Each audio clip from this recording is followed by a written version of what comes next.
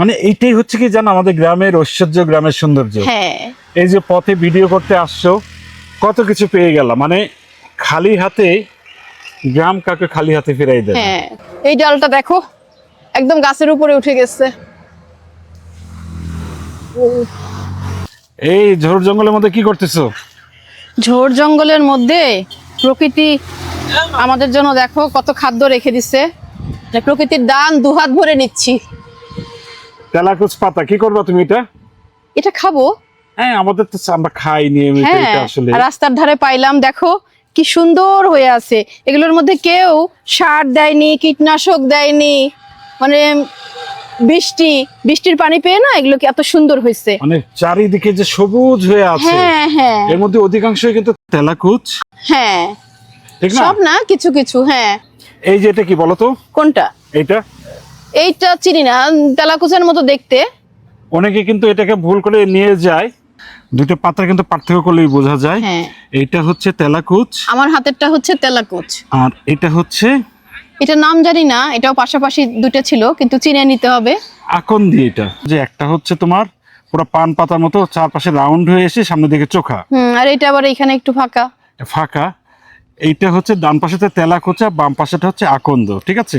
আমার হাতেরটা হচ্ছে আবার এটাকে কি বলে জানো? তেলাকুচ। কি? আকান্দা মানিকও বলে এটাকে। আকান্দা মানিক। হ্যাঁ, এই তো তেলাকুচ হুম, আর আকান্দি মানিক, আকন্দ যাই বলি, ঠিক আছে? মানে দুইটা গাছ কিন্তু পাশাপাশি আমরা পাইছি, তাই না? হ্যাঁ, একই সঙ্গে। অনেকে ভুল করে, হ্যাঁ। পাতাটা উল্টাও তাহলে বুঝতে পারবা হুম, পার্থক্যটা।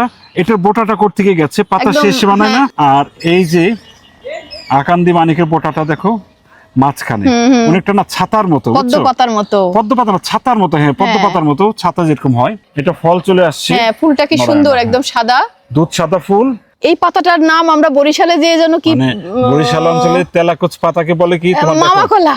মামা কলা। মামা কলা ভর্তা করে খাওয়াইছিল আমাদের ভাবির কারণ হোটেলে। হচ্ছে এর ফলটা দেখতে অনেকটা একটা কলার মতো মনে হয়। হ্যাঁ, যদিও আমার কাছে মনে হয় বেশি পটলের মতো কাঁচা অবস্থায়। যখন যখন আধা পাকা হয় না, একদিকে সবুজ একদিকে লাল, মানে একদম টিয়া পাখির মতো দেখতে লাগে।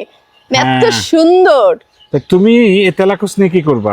আমি রান্না করে খাবো। হুম, রান্না করে খাবো। রান্না করে খাবা? কি দিয়ে রান্না এটা করবা? মাছ দিয়ে রান্না করব। মাছ দিয়ে।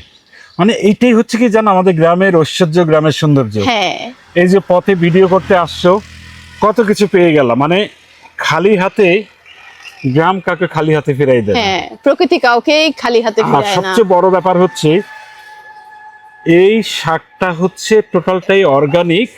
কারণ এখানে কোনো সার দেওয়া হয় নাই, কোনো কীটনাশক কীটনাশক দেওয়া দেওয়া হয়নি। হয়নি, শুধু হয়তো বৃষ্টির সার পানিটা অনেকে পেয়ে। বলবে ক্ষেতে সার দেওয়া হয়েছে, ওই ক্ষেতটা হচ্ছে অনেক দূরে। অনেক দূরে। হ্যাঁ, ওই দূর থেকে সার মাটি কিছু নিয়ে আসতেও পারে। গ্রামে আসলে আমি এরকম এক ব্যাগ সব সময় সাথে রাখি, এরকম শাক টাক যা পাই ব্যাগের মধ্যে ঢুকাই। আমরা গ্রামে এসে অর্গানিক শাক সংগ্রহ করলাম।